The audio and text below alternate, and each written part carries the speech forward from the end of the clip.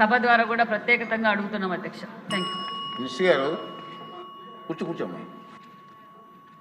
నా సజెషన్ ఏంటంటే కొత్త గురుకుల పాఠశాల గురించి కొంచెం టైం తీసుకున్నా పర్లేదు. రామారావు గారి దగ్గర నుంచి ఉన్నటువంటి గురుకుల పాఠశాలలు చాలా ఉన్నాయి, మంచి స్కూల్స్ అవన్నీ కూడా. దానికి మౌలిక సదుపాయాలు చాలా వరకు కరువుగా ఉన్నాయి, నాకు కూడా తెలుసు, చూశాను. ముందు దాని మీద దృష్టి పెట్టండి.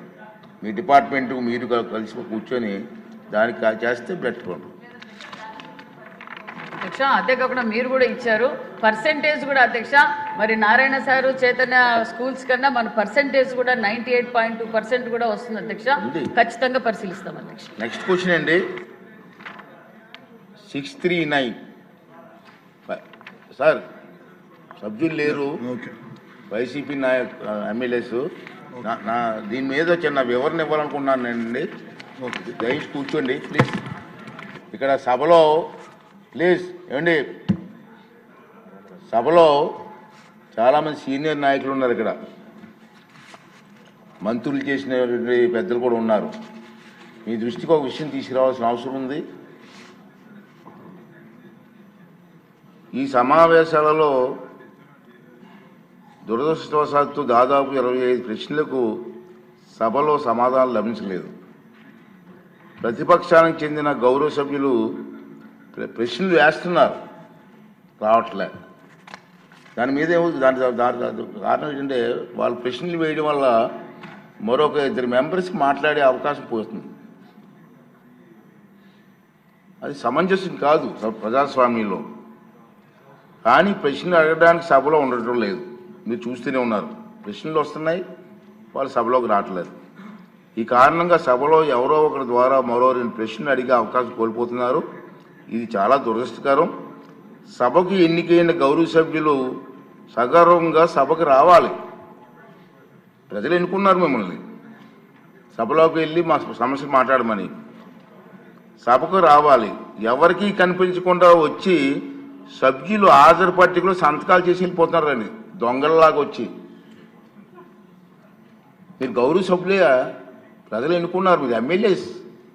దొంగల్లాగా వచ్చి సంతకాలు పెట్టవలసిన అవసరం ఇచ్చింది కర్మ.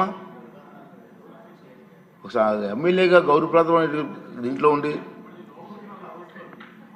హాజరు పట్టికలో సంతకం చేసి సభకు ఆ మొహం చాటేయడం వారికి గౌరవాన్ని తగ్గించిందే తప్ప పెంచదని చెప్పి నా తాలూకు అభిప్రాయం. వీరిలో ముఖ్యంగా నా దృష్టికి వచ్చింది వై బాలనాగిరెడ్డి గారు, తాటిపర్తి చంద్రశేఖర్ గారు, రేగం లింగం గారు, మత్స్యలింగం గారు, విరూపాక్ష గారు, మత్స్యరాజ విశ్వేశ్వరరాజు గారు, ఆగిపాటి అమర్నాథ్ రెడ్డి గారు, దాసరి సుధ గారు.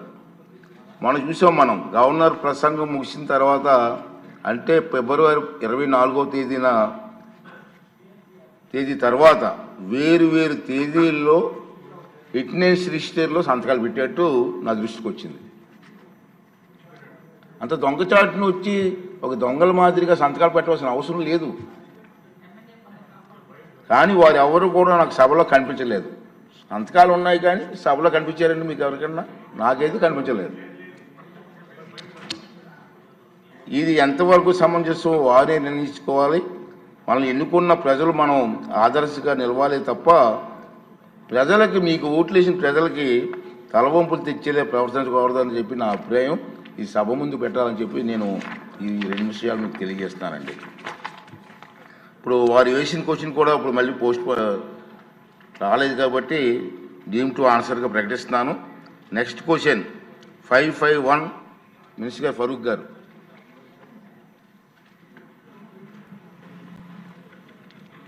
సార్, వక్ఫ్ ఆస్తుల డిజిటలైజేషన్ వివరాల అనుబంధం ఏలో జతపరచడమైంది.